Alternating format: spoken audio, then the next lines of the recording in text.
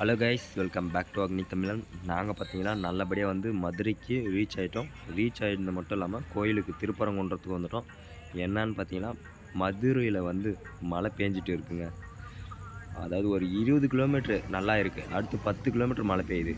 அப்படியே வந்துகிட்டே இருந்தோம். ஆனால் மதுரையில் வந்து நல்லா உறுதியாக பிடிச்சிருச்சு. ஒரு இடத்துல நின்றுட்டு தான் வந்தோம். வந்துட்டு இங்கே திருப்பரங்குன்றம் அடிவாரத்தில் தான் சாப்பிட்டோம்.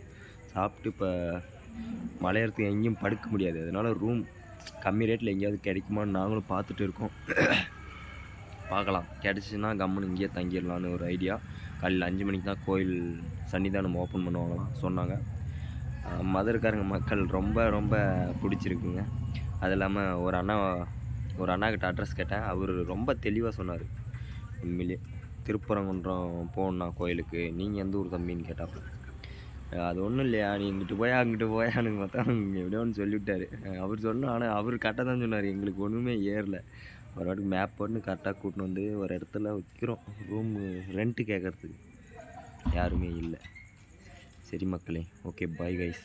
நான் இந்த முடி, இந்த தாடி இதெல்லாம் நாளைக்கு இருக்கவே இருக்காது.